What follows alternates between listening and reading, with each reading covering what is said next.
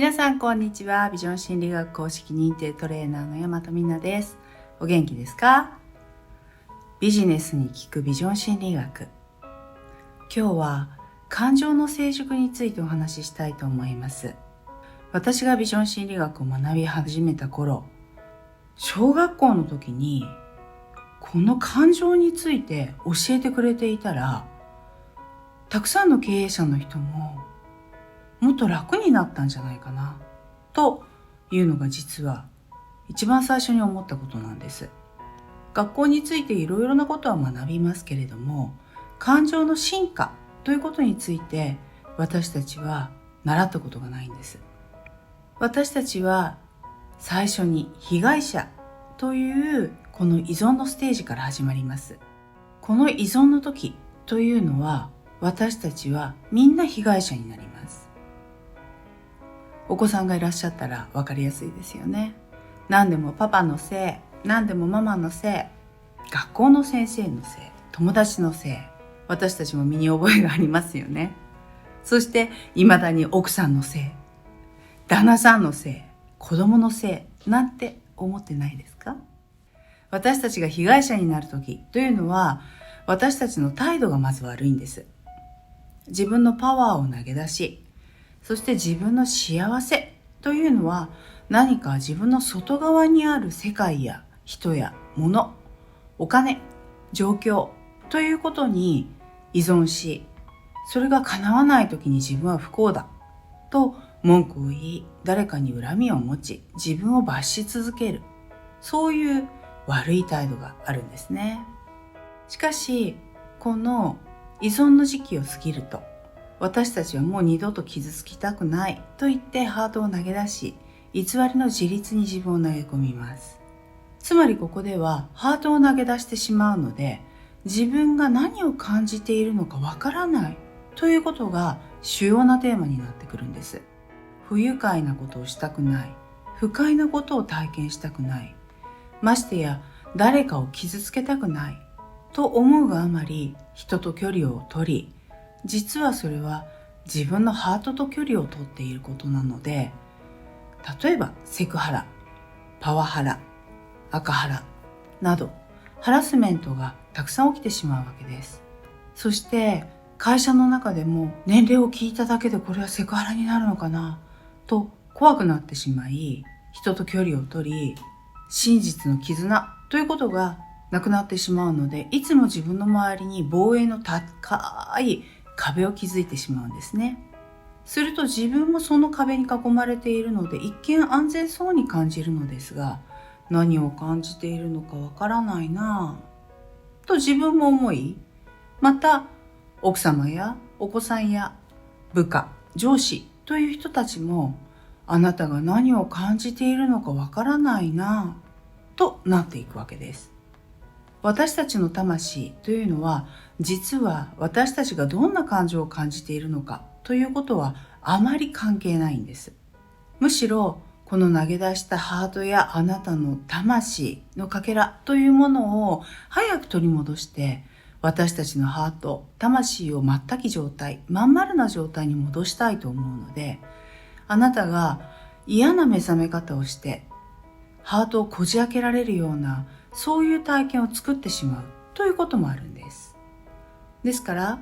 この感情の進化ということについて学ぶことにより、私たちは穏やかで安心で、そしてそれでいて平和でエキサイティングな人生を生きていくことができます。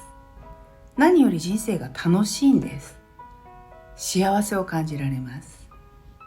私のクライアントさんたちの多くの方々は本当に成功していらっしゃるわけなんですが、たくさんのものを持っています。人が羨むものを持っています。がしかし、また面白いことに彼らというのは、いやいや、今日は朝からフェラーリなどには乗っていないけれども、神社に散歩をして自分を整えるというその時間が何にも増して幸せなんだ。また、家族が幸せそうに今日も元気でいてくれる、その笑顔を見ることが本当に自分は幸せなんだよ。子供に勉強を教えるのが楽しくてね。そんな風に感情を感じて、幸せを感じて、リラックスし、緩んで、自分が人に対して優しくなってるな。そのことでみんなが喜んでくれているし、そのことでまた自分が嬉しいな。というふうにいろいろな体験を分かち合ってくださいます。時に私もキーッとなってしまう時はあるわけなのですが、子供に勉強しなさいと言っている時というのは子供の例えばテストの結果の被害者になってるわけですよね。それはかつての自分が勉強をサボってその後痛い目に遭っている時の投影なわけなのですが、そんなことは高い棚に上げておいて勉強しなさいキーと言ってママが怒ってるということを作って負け負けゲームになってしまうわけです。被害者のステージではこのように自分が負けることで相手を負かしてしまいます。ですから誰も勝たないので、ちょっと美しい光景とは言い難いわけです。時に奥様がキーッとなっていて、もう本当に別れてしまいたいと思うこともあるだろうし、あまりにも旦那さんが何を言ってるのか分かってくれない、自分がどんな気持ちを感じているのか分かってくれない、もう本当に口なんか聞きたくない、離婚よという、そういう心の中の戦争というのは割とよくある話です。しかしこれは実は自律的に感情を切り離し加害者になっている。自分は大丈夫だけど君がなんか間違ってるんだよねという態度は、自分は勝っているけれど相手は負けているということにおいて全員が勝っていないので、実は負けなわけです。この感情を成熟させていくためにはどうすればいいんでしょう。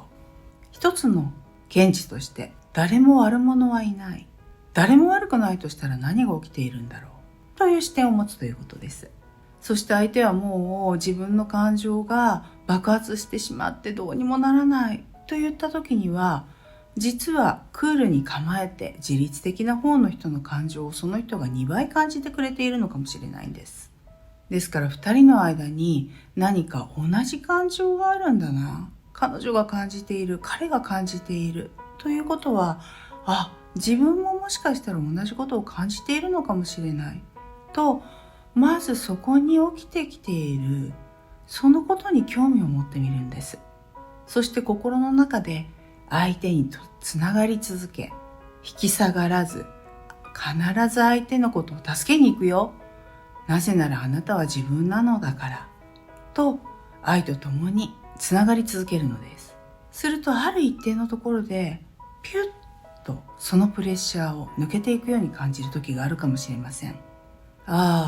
お互いに感じていることは同じだったんだね。僕も悲しいんだよ。僕も辛いんだ。私も分かってもらえないような感じがして本当に腹が立って仕方がなかったのよ。何かが間違ってるように感じるの。あなたの健康が心配なの。そんな風に自分の感情に責任を持って相手とつながり続ける。そして自分に反応が起きてきた時に、自分に何が起きているんだろうと自分に優しくしてあげるということが大切です。私たちはいつもそんな風に成熟した態度ということを取れるとも限りません。それはもちろん私も同じです。しかし出来事と私たちの反応の間にスペースを持つことができるんです。例えば深呼吸をする。例えばちょっと待って、すぐになんか反応できないぐらい何か自分は大きな気持ちを感じてるから少し時間とスペースをちょうだいと言って待ってもらう。そこで引きこもらないということが大切なのです。ギャーとなっていたりキーってなっている方の側の人というのはあなたに関わってほしいからなのです。しかし感情的になっている相手とつながっていくっていうのはなかなか勇気がいる。それはありますよね。ですからできるだけ相手に助けやすい状態を作っていく。そして自分が本当にもう今怒っちゃいそうで本当に怖いんだよ、助けてと助けを求めてみる。そんな風に自分が何を感じているのかということを、急に何かが起きてきた時にすぐに成熟できるわけではないわけですから、日々自分が何を感じているのかということを訓練してみる。私もあまりにも自立していたので、実は2年間ぐらい小さな手帳を買って、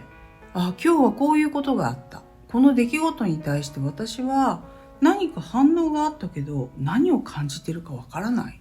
すぐに反応できなかったとしても、すぐに感情がわからなかったとしても、大切な自分なので、夜必ず、あの時本当は怒ってたのかもしれないな。悲しかったのかもしれないな。辛かったんだ。寂しかったんだ。もう本当に打ちのめされてたんだな。いや、むしろ面白かったんだ。など、その感情を自分がずっと訓練して書き留めていた時期があります。人は過去を現在に持ち込む生き物です。それは自分のエゴをしっかりと見ていないと、そのパターンを理解していないと、誰でも自然にやってしまうことなんです。しかし感情的な成熟をしていく。それにつれて自分に興味を持ち、相手の体験にも興味を持ち、お互いをリスペクトすることができるわけです。過去の体験でこういう嫌なことがあって、今あなたにこんな風に自分は大切にされてないように感じるんだよ。あなたを責めてるわけではないの。助けてほしいの。こういう風にしてくれると自分は心地よいんだけれど、そのように自分を優しくしながら相手にも優しくすることはきっとできるはずです。まだまだ私も皆さんと同じように途上です。しかし、この感情に対して私たちがハートのインナーマッスルを鍛え上げることによって、誰も悪くない、全員無害者だ、そしてこのことを作り出したのが自分なのであれば、私はこれを変えられるという成熟した態度が生まれてきます。ハートを鍛錬すると、必ずあなたはゆとりがあり、懐が深く、あの人は本当に素晴らしいよねと評価されるでしょう。そんな風に素敵な人になりたくないですか？思いやりのある、自卑心のある、慈愛のある、あの人といるだけでなんか癒されちゃうんだよね。困ったことがある時には、あの人にちょっと相談してみよう。そういう人になりたくないですか？重荷を担いだリーダーになるのか、ハートの閉じたリーダーになるのか、それとも親密感がいっぱいで、この人になら理解してもらえる、この人のためになら自分は頑張れる、そういう人になるために、あなたはハートがオープンなリーダーである。それを今日から毎日一緒に練習していきましょう。感情、エモーションという感情と、それからアカウントの感情、発音は違いますけれども、音は同じなわけですね。ですからあなたが感情をダダ漏れさせていると、あるいは自分はクールだけどいつも奥さんがキーキー言っている、子供がギャーギャー言っている、自分が暴君のようにわーって会社で怒ってしまっている、それをすればするほど私たちの豊かさは逃げていくわけです。感情が豊かで柔らかくて懐が深くていつも成熟している、